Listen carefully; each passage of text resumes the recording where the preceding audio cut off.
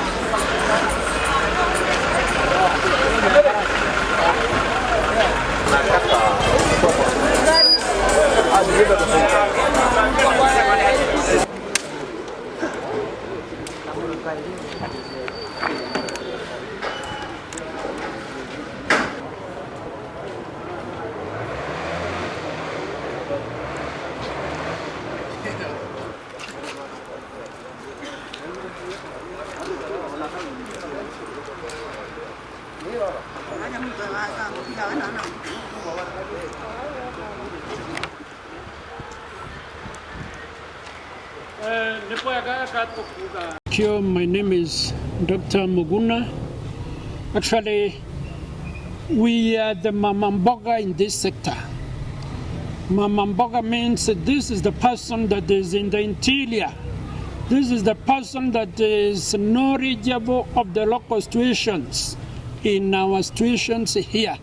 We are selling fuel to the interior. The government regularized the bonda sector and they brought them inside.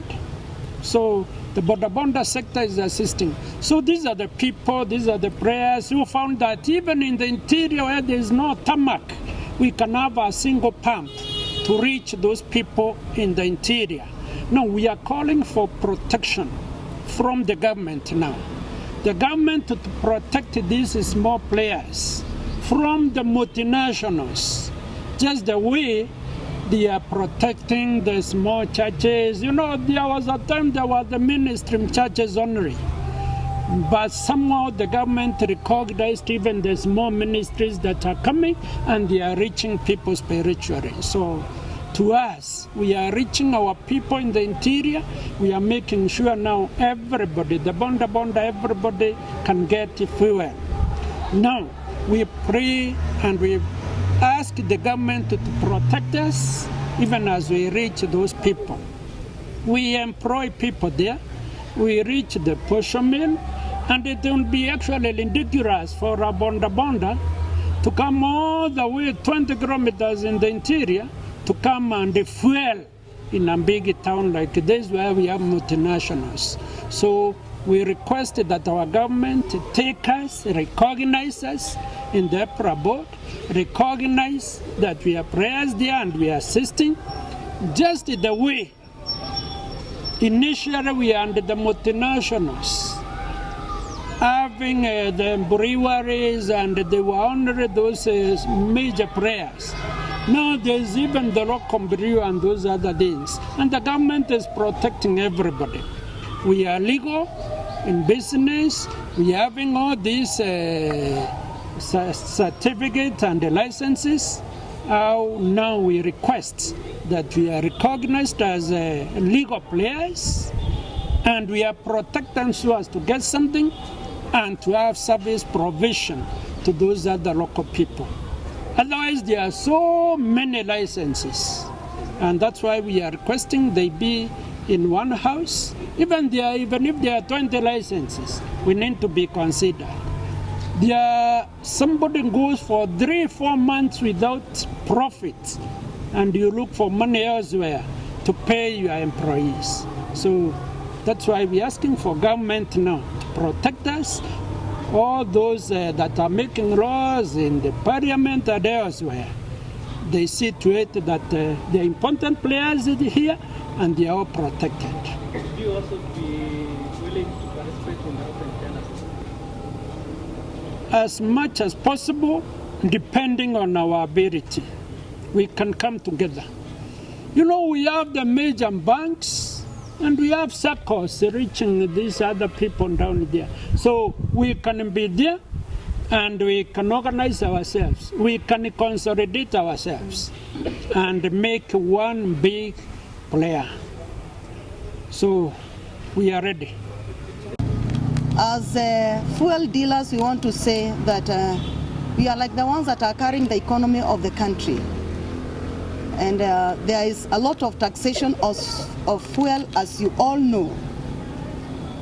And today we want to bring the oars that we've been going through, even as the government has removed the subsidy on the fuel, which is a very good move for us, the marketers. In our market chain, we are the last people in the market chain because fuel will come in the country and then we buy from the oil marketers and then we come and distribute it as retailers to the final consumer. For the last 2 years, we've been going through hard times as the dealers because we have had a situation where our margins have been eaten by the oil marketers. We have a body that is called EPRA that is supposed to regulate the prices of fuel. And every 14th of every month we receive the prices that we should sell at on the retail level. On the same point, we also have a cap on the wholesale. But for the last a year and something, this has been thrown out of the window.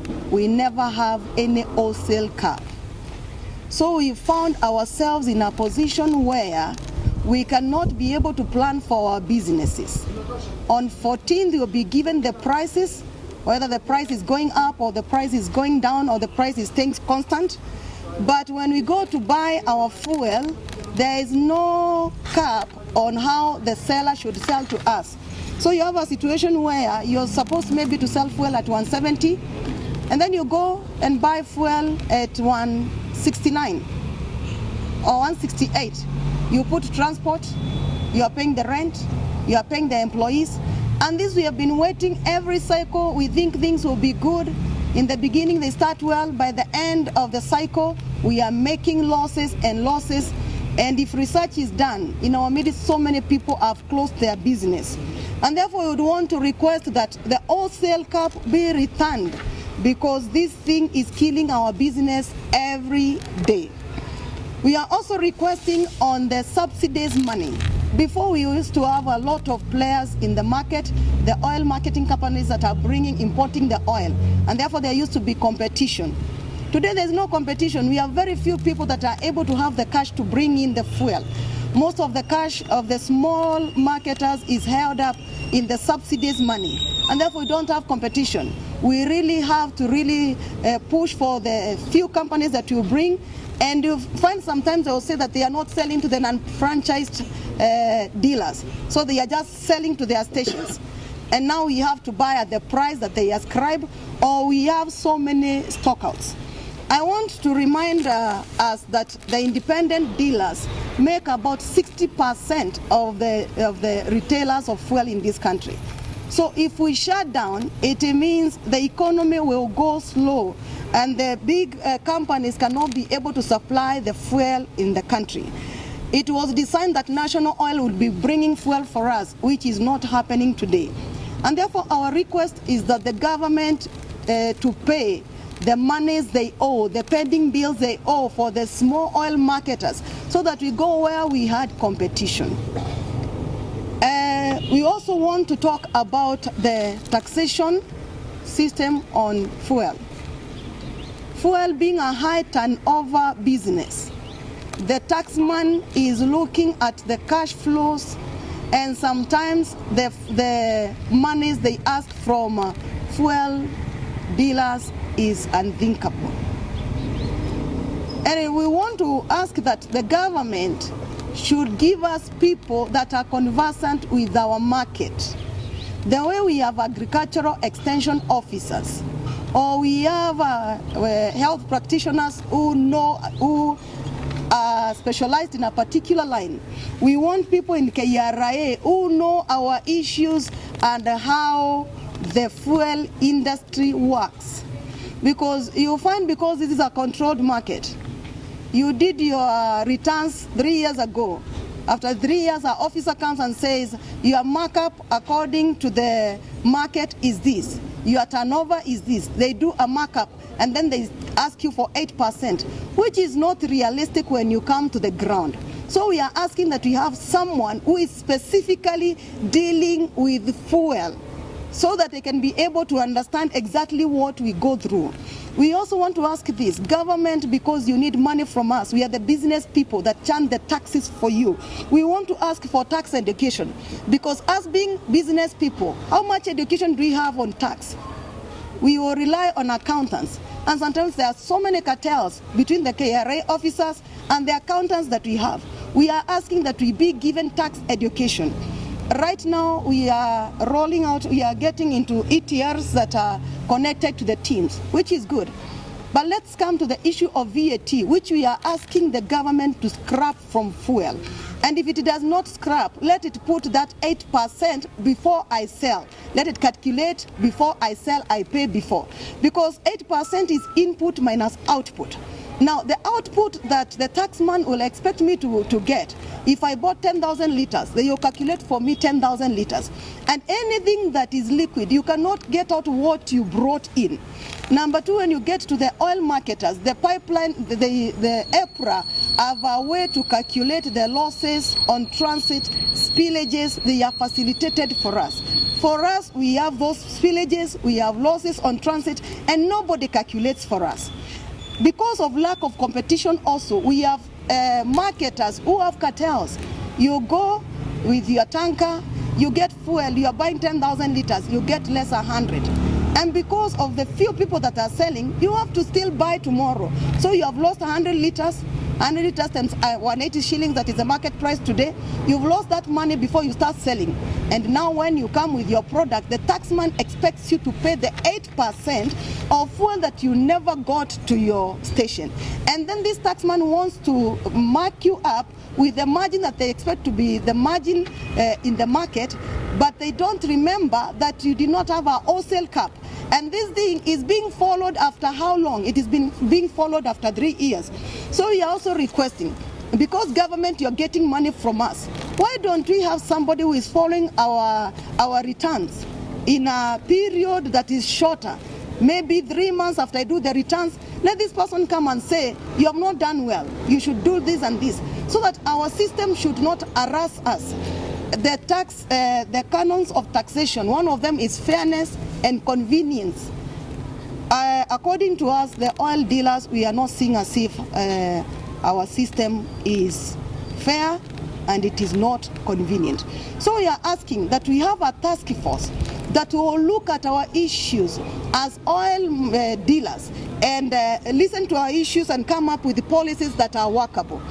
We would also want to request in the EPRA, which is the regulatory body that we have somebody from the independent market who will understand our issues. Because what we are having is that the information maybe the EPRA will get is from the big companies, the multinationals. They don't get the issues that we have on the ground, people with 1 pump, 2 pumps in the interiors. We would want a representation in the EPRA. We are also requesting about the licenses. The licenses for fuel dealers are just too many. If you want to put up a new station, it will take you almost a year. Now imagine you have borrowed money. This money you are paying, it's a loan. How do you survive almost a year trying to put up a business? I think it is good that we make ease of putting up business in our country. Cut.